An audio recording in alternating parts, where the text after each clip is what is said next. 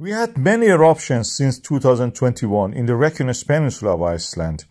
They started in the March with the eruption of the Grindavík volcano, followed by the Meradillo and the Little volcano, which erupted in a sequence along the plate boundary in that area. This is a new volcanic system. Then we had the eruption in the Iceland Svartsengi area.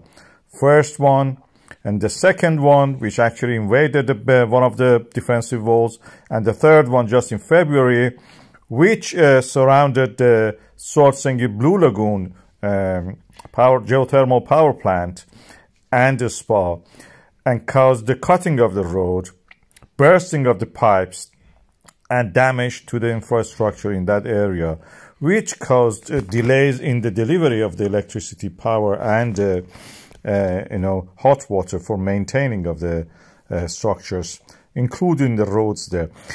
The plate boundary in this area is well known. We know that is the plate boundary, the volcanic system, and where it happened, and the cracks, previously existing cracks, fault lines, and all the eruptions, craters of the Fort Sundunga, for example, are well known. We can use this knowledge to actually, for the future, develop a method and mitigation plan to actually stop the damage to the town of the Grindavík and the assets that we have there, including the geothermal power plant, Blue Lagoon spa, the road which is connecting the area. As a geologist who have done studies of many areas in the world, including what I have done in Iran, and studying the aerial photographs, this was before the age of the internet, so aerial photographs you could study only on the negatives.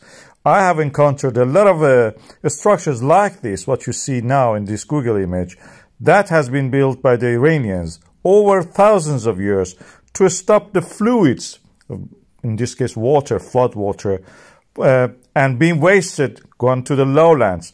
They use these berms or walls to store and feed the underground,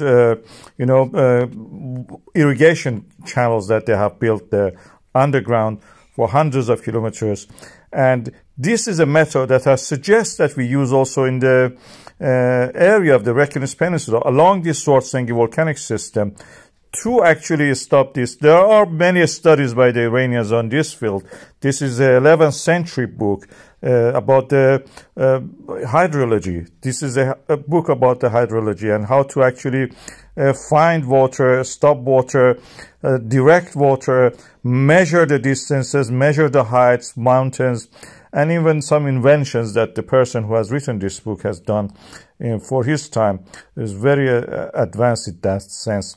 We can use the technology that we have now in a better sense to build such a structure. When you look, for example, in this sentinel image, we can align our berms or walls, defensive walls, along the almost vertical or perpendicular to the tract of the cracks and fault lines.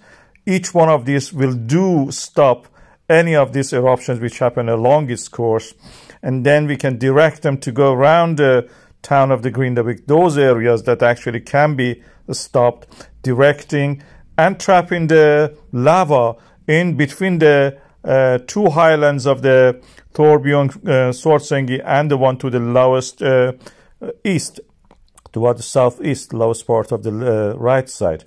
And then the central parts of the town which is damaged, I suggest be kept as an open-air museum. It should be abandoned. You cannot do safely things there. It can be a tourist attraction on its own, the first on its own.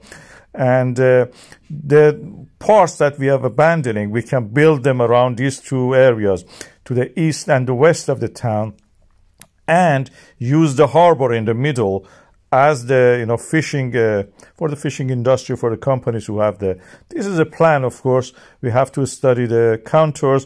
I've tried to do as much as I can by studying these satellite images. This is a suggestion I make to actually save the Grindavík. This is for saving the town.